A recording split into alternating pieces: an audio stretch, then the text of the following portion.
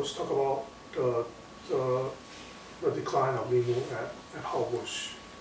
And so when I told the story about Uncle Henry standing there seeing his limu decline, and he said, you gotta turn around and see what happened behind you. So what happened, so it's the transition from agriculture to urbanization on the Everglades that, in my mind, my opinion, that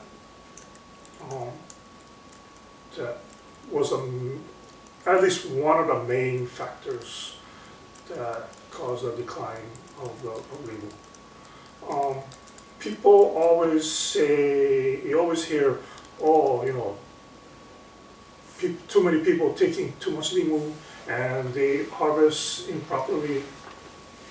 They take they yank, they take the whole fast. They don't, people who say this stuff, they don't call it whole fast. They call it roots. Or people pull limu from the roots, and so that's part of the problem. But if that were a major factor, we would still see an abundance of limu on the shoreline. We just wouldn't see the limu that they pick, because people don't pick all the different kinds of limu.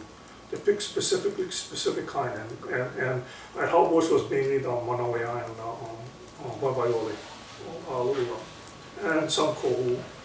Lipoa would come in at certain times, but only a few limu that people would actually harvest to take home and eat. There were so many different other limu that people don't touch.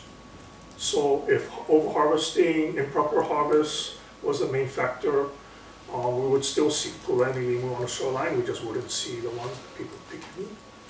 Well, you go down there today, that same shoreline, Hallbush shoreline, nothing limu, white sand, and even in the water. Unless you go at low tide, you're not going to see any limu.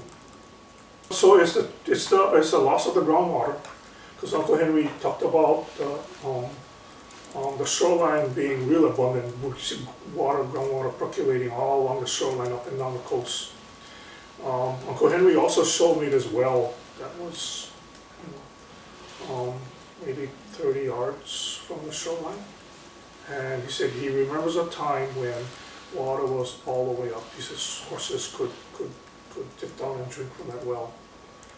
And when he showed me this well about 10 years ago, we took a stone. It was pretty much capped with this big rock, but you could there was still spaces on the side. We took a stone and dropped it down the well, and it took a while before we heard the water splash.